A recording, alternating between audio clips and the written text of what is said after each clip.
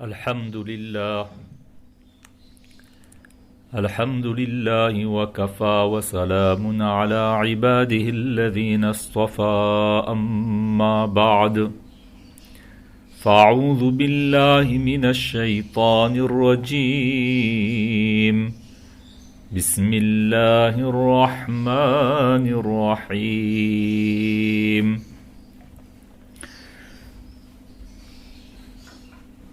وذروا ظاهر الإثم وباطنه إن الذين يكسبون الإثم سيجزون بما كانوا يقترفون صدق الله العظيم. Remercions Allah tabaraka wa ta'ala, le clément et le miséricordieux, de nous avoir donné le tawfiq d'assister à cette intervention pour l'explication et l'exégèse d'un passage du Coran qui se trouve dans la sourate 6, verset 120, page 198. Dans ce verset, Allah tabaraka wa ta'ala ordonne à chaque lecteur et à chaque lectrice du Coran, ordonne d'arrêter, de cesser complètement et totalement le fait de commettre des péchés apparents et cachés. Dans ce verset, Allah tabaraka wa ta'ala nous demande l'abandon total et le délaissement complet de tout péché apparent et caché. Les péchés apparents, ce sont les péchés et la désobéissance d'Allah tabaraka wa ta'ala qu'on voit et qui sont visibles, tels que l'adultère, la consommation de l'alcool ou la consommation du porc, ou bien encore de faire la médisance, mentir. Ce sont là des péchés apparents qu'on voit et qui sont visibles. Les péchés cachés, ce sont les péchés qu'on ne voit pas, qui ne sont pas détectables à l'œil nu. Par exemple, l'ostentation, de dire quelque chose pour autre qu'Allah, pour le plaisir des gens, pour une chose matérielle. L'ostentation, l'orgueil, l'admiration de soi, la jalousie, l'hostilité, la haine, l'esprit de vengeance, les mauvaises intentions, mauvaises envies qui animent le cœur. Eh bien, tout ça, ce sont des péchés cachés.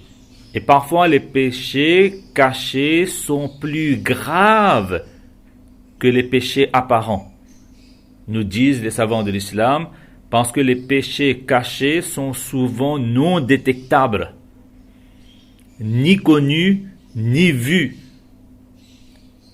Et là, eh bien, on n'a pas la volonté de se repentir et de faire le tawbah. Et parfois, les péchés cachés là, on n'a pas honte de les commettre, parce que c'est ni connu ni vu. Par contre, les péchés apparents, on a honte parfois. Mais dans ce verset, Allah tabaraka wa ta'ala nous dit, eh bien, d'abandonner totalement et complètement les péchés apparents et cachés. Pourquoi? Eh bien, la raison est donnée dans la suite du verset. Sayudzawna bima kanu yaqtarifun. Parce que les gens qui commettent des péchés apparents ou cachés, mais bientôt ils vont être rétribués en fonction de ce qu'ils auront commis comme péché. C'est-à-dire, pourquoi il ne faut pas faire le péché apparent et caché, parce que un jour ou l'autre, nous allons payer la note, le prix, ou encore les conséquences de ce que nous avons commis comme péché. Voilà pourquoi aujourd'hui nous allons voir quelles sont les 4 caractéristiques des péchés, apparents ou cachés. Quelles sont les conséquences, en d'autres termes? Eh bien, premièrement, il faut comprendre que le péché, apparent ou caché, est un poison. Mais un poison qui empoisonne quoi? Il empoisonne, eh bien, l'organe principal de notre corps, c'est-à-dire notre cœur. C'est la raison pour laquelle, lorsqu'on étudie le Coran, eh bien, on se rend compte et on découvre que parfois Allah Tabaraka wa Ta'ala nous parle que le cœur de l'homme peut devenir aveugle jusqu'à ne plus distinguer le mal, le bien du mal. Le cœur de l'homme peut devenir marad, c'est-à-dire malade. Allah Tabaraka wa Ta'ala nous parle khatama Allahu ala qulubihim. Parfois il arrive qu'Allah Tabaraka wa Ta'ala scelle le cœur de certains. Pourquoi? Mais parce que justement ils ont commis des péchés. Parfois Allah Tabaraka wa Ta'ala nous parle même du péché du cœur. Parfois Allah Tabaraka wa Ta'ala nous parle fi qulubihim zayr. Il y a de la tortuosité. Le cœur d'une personne, comme il peut être aveugle, malade, scellé, il peut être aussi tort. Allah Tabaraka wa Ta'ala nous parle dans le Coran de la dureté du cœur. Et ça, c'est un état qui est catastrophique et destructeur pour l'être humain. Parfois, Allah Tabaraka wa Ta'ala nous parle Rana ala qulubihim, que le cœur peut rouiller comme le fer rouille. Et ça peut être dommageable. Et nous savons tous le hadith du prophète sallallahu alayhi wa sallam qui dit clairement que lorsqu'une personne commet un péché apparent ou caché, eh bien il y a une tache sombre qui apparaît sur son cœur. S'il fait le tawbah, qui est un détergent, eh bien ça polit son cœur. Au cas contraire, au fur et à mesure qu'il commet des péchés, eh bien la tache s'agrandit et finit par recouvrir tout son cœur. Et là, le cœur devient inconscient, et l'inconscience du cœur, c'est un cœur qui est mort.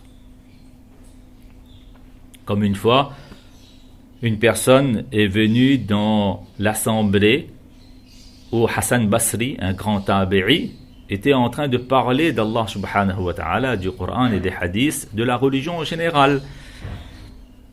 Eh bien, dans l'assemblée, il y a une personne qui lui a fait cette remarque-là, que ça fait un bout de temps que je suis en train de t'écouter, mais tu sais, Hassan Basri, eh bien tes paroles n'ont aucun effet sur mon cœur. Ça n'a aucun impact. Eh bien Hassan Basri radiyallahu ta'ala anhu a dit dans ce sens que dans les assemblées des hommes là, on arrive à réveiller les cœurs qui dorment, mais on n'arrive pas à ressusciter les cœurs qui sont morts. Voulant faire comprendre que parfois, lorsqu'on assiste à des assemblées religieuses, et si on a un cœur qui est en sommeil, qui dort, eh bien ce genre d'assemblée-là a la capacité de réveiller ce genre de cœur-là. Mais par contre, si on a un cœur qui est inconscient, qui est vraiment mort, inerte, eh bien là, dans ce cas-là, il ne faut pas cogner à la porte des hommes, mais il faut cogner à la porte d'Allah subhanahu wa ta'ala, parce que seul Allah tabaraka wa ta'ala a le pouvoir de ressusciter les morts. Là, il faut demander droit avec Allah, que Allah, lorsqu'on parle de toi, on parle de Rasulullah sallallahu alayhi wa sallam et de ses enseignements, eh bien, je ne suis pas attiré, je n'ai même pas envie d'écouter, je ne trouve aucun plaisir, mais ça signifie, ce sont des signes éclatants de la mort de notre cœur. Et là, il faut demander à Allah tabaraka wa ta'ala pour qu'il redonne la vie à notre cœur. Donc, le cœur peut dormir, peut mourir, et le cœur peut être sain aussi. Lorsque le cœur est dépourvu du shirk, c'est-à-dire de l'idolâtrie, lorsque le cœur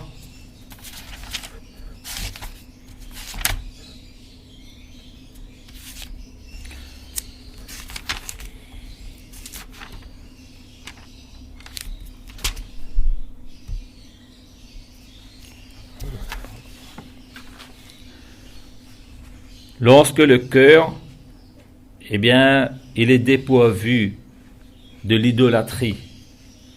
Il n'y a que Allah, il n'y a pas d'autre divinité dans le cœur. Lorsque le cœur, il est dépourvu du shak, c'est-à-dire du doute, on ne doute pas sur l'existence d'Allah tabaraka wa ta'ala, mais il y a la certitude à 100%. Et lorsque ce cœur-là, eh bien, ne s'incline pas et ne se penche pas vers le shahwa, c'est-à-dire vers la passion perverse et les envies vicieuses. Eh bien, le cœur peut être sain, mais peut tomber aussi malade. Lorsqu'on a demandé Daoud alayhi salatu wassalam, si ma mémoire est encore bonne, c'est Daoud alayhi salatu wassalam qui a demandé à Allah tabaraka wa ta'ala une fois que comment purifier le cœur. On arrive à purifier notre linge, on arrive à purifier notre corps, on arrive à purifier et à nettoyer même la table, la chaise, le sol, le parquet. Mais comment nettoyer le cœur qui est l'organe vital de notre personne et de notre corps? Mais Allah tabaraka wa ta'ala lui a dit, il suffit de verser quelques larmes de tes yeux par amour pour Allah ou par crainte pour Allah, et Allah tabaraka wa ta'ala avec ces larmes-là, eh bien, il lave ton cœur et il nettoie et il purifie ton cœur. Voilà pourquoi dans un hadith, le prophète sallallahu alayhi wa sallam, il a dit dans ce sens que attention, dans votre corps, il y a une boule de chair. Si elle est bonne, tout le corps sera bon. Et si elle est mauvaise, tout le corps sera mauvais. Ala wa hiya al-qalb. Sachez et retenez bien ceci, que cet organe-là n'est autre que le cœur. Et tout provient du cœur même, que ce soit nos pensées, nos paroles, nos actions, tout vient du cœur. On a la volonté de penser, voilà pourquoi on pense. On a eu la volonté dans notre cœur de parler. On a eu l'intention de faire quelque chose. Voilà pourquoi il y a eu l'action. Donc tout provient du cœur. Voilà pourquoi, eh bien, le péché empoisonne le cœur. Voilà pourquoi Allah tabaraka wa ta'ala nous dit dans ce verset qu'il faut abandonner complètement et totalement les péchés apparents et cachés. Deuxième caractéristique des péchés, eh bien, c'est les péchés sont une prison. Pas seulement un poison, mais une prison. C'est-à-dire en commettant la désobéissance d'Allah subhanahu wa ta'ala, eh bien, on est en train d'emprisonner notre existence et notre vie. Et je dirais même, c'est la raison principale de nos problèmes dans ce monde. Parce que lorsqu'on commet les péchés là, eh bien, ces péchés apparents ou cachés faussent notre vision, notre façon de voir, notre perception, notre but même de la vie. Voilà pourquoi dans un verset du Coran, Allah tabaraka wa ta'ala dit clairement وَمَنْ أَعْرَضَ عَنْ ذِكْرِي فَإِنَّ لَهُ مَعِيشَةً ضَنْكًا. celui qui va se détourner de notre souvenir, c'est-à-dire celui qui va nous désobéir, tout simplement. فَإِنَّ لَهُ مَعِيشَةً, nous allons faire en sorte que sa vie sera remplie de problèmes, de difficultés, et il ne trouvera jamais la solution. Voilà pourquoi il faut éviter donc les péchés, parce que c'est un poison et c'est une prison. Troisièmement, troisième caractéristique des péchés, c'est que c'est une pesanteur. C'est-à-dire, lorsqu'on commet le péché, eh bien alors à ce moment-là, c'est comme s'il y a un fardeau sur nos épaules. Comme si on a mis une corvée sur notre tête. C'est comme si on est en train de vivre un calvaire. Parce que celui qui commet le péché, il y aura plus de la légèreté, mais il y aura de la pesanteur dans sa vie. Parce que la personne qui commet le péché, tout d'abord, il est maudit par Allah subhanahu wa ta'ala. Parfois, il est maudit même par Rasulullah sallallahu alayhi wa sallam. Il peut être maudit aussi par les humains. Il peut être maudit par les animaux. Parfois par les rennes. Le renne animal. Le renne minéral aussi. Nous dit le prophète sallallahu alayhi wa sallam. Oui, dans un hadith, le prophète sallallahu alayhi wa sallam, il est rapporté qu'une fois il y avait le cercueil d'une personne qui passait. Le janaza d'une personne qui passait. Et le prophète sallallahu alayhi wa sallam, il a désigné ce cercueil-là, mais pour parler de façon générale, pas précisément de ce janaza-là, il dit lorsqu'une personne est mise dans le cercueil-là, eh bien, soit il est mustarihun, soit il est mustarahun. Mustarihun veut dire bon repos. Et mustarahun veut dire bon débarras. Soit cette personne qui vient de mourir là, soit il part pour un bon repos, soit les gens disent bon débarras. Mais les sahaba n'avaient pas compris. Qu'est-ce que le professeur voulait dire par ces deux mots-là? Bon repos et bon débarras. Mais le professeur il a dit dans ce sens, lorsqu'une personne qui avait l'habitude d'être obéissant envers Allah subhanahu wa ta'ala, et s'il lui arrivait de commettre des erreurs, il se repentait immédiatement et demandait pardon à Allah tabaraka wa ta'ala immédiatement. Bien, ce genre de personne, lorsqu'elle meurt, eh bien, c'est bon repos pour lui, parce qu'il s'est fatigué pour obéir à Allah subhanahu wa ta'ala. Il a vidé tout le potentiel, toutes les facultés qu'il possédait pour les utiliser dans l'obéissance d'Allah tabaraka wa ta'ala. Mais après une telle fatigue, une telle lassitude, eh bien cette personne-là part dans la tombe pour se reposer. Par contre, c'est une personne, il a vécu dans ce monde, dans le péché, dans la désobéissance d'Allah subhanahu wa ta'ala. Il a incommodé les autres à cause de ses péchés. Eh bien là, il est mustarah, c'est-à-dire c'est bon débarras pour le monde, pour la planète Terre. Parce que sa disparition, c'est synonyme de quoi? Mais les humains ne seront plus incommodés. Même dans le hadith, il dit la région là où il vivait, l'environnement dans lequel il était là, mais cette région-là et cet environnement-là aussi dit bon débarras. Le monde végétal, les arbres, les plantes disent bien, bon débarras là. Parce qu'à cause des péchés de cette personne-là, parfois Allah tabaraka wa ta'ala, il retenait la pluie qui donne la vie au monde végétal. Et il est même dit que les animaux, le règne animal aussi, disent bon débarras à cet homme-là. Parce qu'à cause de ses méfaits, eh bien Allah tabaraka wa ta'ala retenait la pluie, il n'avait plus donc de quoi à manger, de quoi à boire.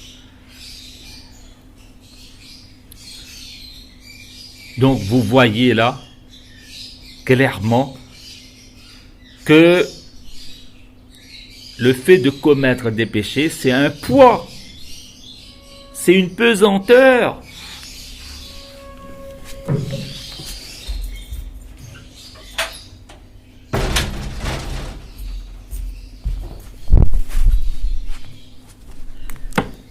Et c'est une malédiction. Donc, le péché, il est un poison, c'est une prison, c'est une pesanteur. Et quatrième, le prophète Sassam lui dit, c'est une puanteur. Lorsqu'on commet le péché là, que ce soit apparent ou caché, même si apparemment, eh bien, on ne sent aucune odeur, ça ne dégage aucune odeur, mais le prophète sallallahu alayhi wa sallam nous dit que lorsqu'on commet un péché là, mais le péché là dégage une mauvaise odeur. Dans un hadith, le prophète sallallahu alayhi wa sallam l'a dit clairement à propos du mensonge. Lorsqu'une personne ment là, mais il y a une mauvaise haleine, une mauvaise odeur qui sort de la bouche du menteur. Tellement que l'ange qui doit écrire ces bonnes actions-là s'éloigne de lui à un maïs. À un maïs, je veux dire à 1 km 800. Tellement ça dégage une mauvaise odeur. Et c'est la raison pour laquelle Imam Ghazali rahmatullah alayhi écrit qu'au moment de la mort de quelqu'un là, ben les anges qui accompagnent l'ange de la mort là, pour savoir est-ce que cette personne qui vient de mourir là, c'est un croyant ou un mécréant. Vous savez qu'est-ce que ces anges là ils font? Ben ils commencent à sentir chaque membre de ce mort, de ce défunt là. Et à partir de là, ils arrivent à détecter, à identifier si ce défunt-là, il est un croyant ou un mécréant. Par rapport à l'odeur qui se dégage des membres. Si cette personne-là avait iman, avait des bonnes actions, l'obéissance d'Allah, ben ça dégage un parfum. Et là, ils arrivent à comprendre que ça, c'est un croyant, là. Mais s'il n'y avait pas iman, il y avait le kouf, il y avait le shirk, et il y avait des mauvaises actions, la méchanceté, etc., eh bien, ça dégage une mauvaise odeur. Et là, ils arrivent à identifier donc la nature des croyances ou encore de statut donc de ce mort et de ce défunt. Et c'est la raison pour laquelle les savants de l'islam nous disent dans ce sens que lorsqu'on est déposé dans la tombe là, eh bien, les insectes sont attirés par notre corps si de notre corps se dégage une mauvaise odeur. Et plus particulièrement, la mauvaise odeur de nos méfaits, de nos péchés.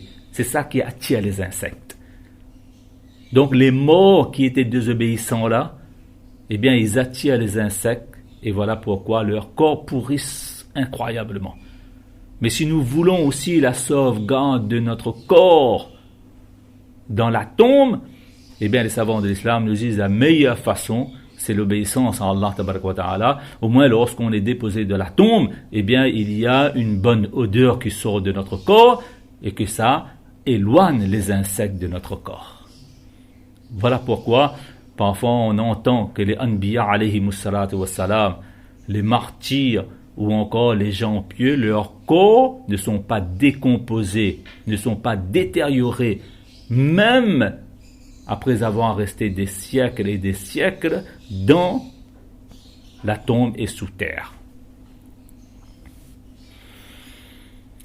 Bref, voilà donc les 4 caractéristiques des péchés. C'est un poison, c'est une prison, c'est une pesanteur, c'est une puanteur.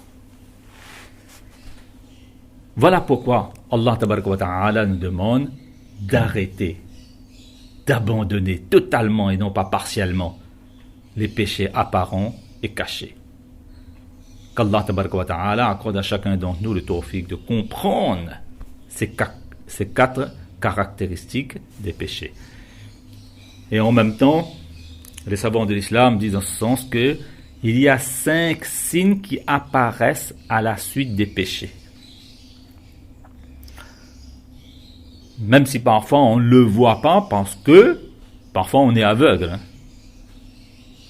Il faut avoir la paire de lunettes, comme on dit. La première chose qu'on perd à la suite des péchés, Eh bien, c'est le visage. Notre visage perd sa luminosité et devient sombre.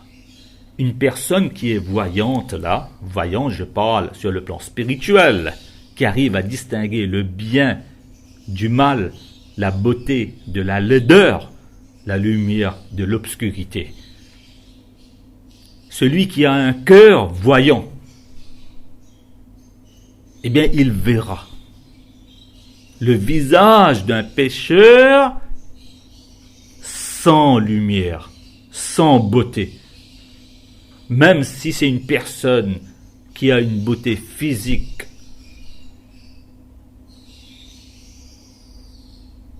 mais le pécheur, il finit par perdre même la lumière et son visage devient sombre. Voilà pourquoi dans un verset du Coran, Allah Tabaraka wa Ta'ala dit dans ce sens que le jour de Qiyamah, il y aura des visages lumineux et il y aura des visages sombres. C'est par rapport à quoi? Mais c'est par rapport au péché. Mais on ne les voyait pas parce qu'on était aveugle dans ce monde. Mais dans le jour de Qiyamah, tout va devenir évident et clair et net. Deuxième signe qui apparaît à la suite des péchés, c'est que le cœur s'obscurcit. Et l'obscurité du cœur, c'est quoi? C'est que lorsque le cœur devient obscur, là, on s'inquiète de tout et de rien. Oui. On a peur de tout et de rien. On s'inquiète, un petit problème. Le plus petit problème, là, on s'inquiète. Et on est triste, on est chagriné. Parce que tout provient du cœur. Lorsque le cœur d'une personne est luminé, lorsque le cœur d'une personne, eh bien, il est fort, il est puissant, eh bien, les malheurs qui arrivent, eh bien, finissent par être minimes et infimes. Oui, tout dépend du cœur. Donc, le visage perd sa lumière, le cœur aussi perd sa lumière et devient obscur lorsqu'on commet des péchés. Troisièmement, c'est le contenu du cœur. La volonté de faire l'adoration d'Allah subhanahu wa ta'ala s'affaiblit. N'oublions pas une chose, que cette volonté-là de faire l'adoration d'Allah subhanahu wa ta'ala dépend de quoi? Si on a nourri notre âme, oui ou non. Et il y a bien une chose qui détruit et qui nourrit pas l'âme. C'est la désobéissance d'Allah tabaraka wa ta'ala et c'est le péché. Lorsque on a une âme qui n'est pas bien nourrie, eh bien, on ne va plus trouver dans notre cœur la volonté de faire l'adoration d'Allah subhanahu wa ta'ala. Et lorsqu'on ne trouve pas la volonté, on ne va pas trouver aussi plaisir. On ne va pas trouver l'envie de faire aussi. Tout ça est lié au péché. Et quatrième signe qui apparaît à la suite des péchés, c'est qu'on va, dans le monde matériel là, on sera toujours comme dans la misère et dans le manque. Même si, alhamdulillah, on a le frigo qui est rempli. Lorsqu'on ouvre la porte, eh bien les aliments, ou bien encore les boîtes de conserve risquent de tomber même, tellement c'est rempli. On a tout dans la maison. En banque aussi, il y a assez d'argent. Mais malgré cela, là, on a peur de la pauvreté. C'est comme si on est misérable. C'est comme si on n'a rien. Ça, on entend souvent ça. Telle personne, il avait tout pour être heureux, mais il n'a jamais été heureux. On entend souvent cette phrase-là. Mais ça, c'est la conséquence de quoi, ça? De nos péchés, de notre désobéissance d'Allah tabaraka wa ta'ala. Malgré l'abondance matérielle, on est en train de vivre comme si une personne est dans la pauvreté extrême et dans la misère et dans le manque. Subhanallah. Et plus particulièrement, même s'il nous manque rien à présent là, mais le péché va provoquer en nous la peur de l'avenir. Ah là là. Parfois, des personnes sont millionnaires, mais ils ont peur encore pour l'avenir. Mais à présent, tout est assuré. Mais pourquoi avoir peur encore de l'avenir? Ils peuvent vivre heureux à présent, mais la peur de l'avenir leur prive le bonheur présent. Tout ça, c'est la conséquence des péchés. Et cinquième signe qui apparaît à la suite des péchés, nous disent, donc les savants de l'islam, c'est la fuite des bons gens. C'est-à-dire, lorsque on est tellement désobéissant à l'égard d'Allah, les bons gens ne vont plus nous fréquenter, ne vont plus nous côtoyer. Et ça, c'est une perte immense, énorme. Parce que la bonne compagnie, là, eh bien, c'est bon pour la santé physique et spirituelle. Et lorsque les bons gens nous fuient et s'éloignent de nous, mais ça risque de provoquer notre perte. Voilà donc quelles sont les 4 caractéristiques des péchés, d'où l'importance de s'en éloigner totalement, et quels sont les 5 signes qui peuvent apparaître dans ce monde même à la suite des péchés. Mais pour éviter ces 4 caractéristiques et ces 5 signes-là, eh bien, le Coran nous donne une solution simple, efficace, accessible à tous. Eh bien, c'est quoi? C'est le tawbah. Dans un hadith, le prophète sallallahu alayhi wa sallam dit At-ta'ibu min adh-dhanb kama la dhanba lahu. Celui qui se repent du péché qu'il a commis, il est exactement comme une personne qui n'a pas commis même ce péché. Allah tabaraka wa ta'ala est tellement clément. Allah ta'ala est tellement très miséricordieux et tout miséricordieux qu'après avoir commis un péché, lorsqu'on se repent là, non seulement il nous pardonne, il efface aussi la trace de péché, les signes et caractéristiques du péché sur nous, mais il déchire aussi le dossier, s'il vous plaît.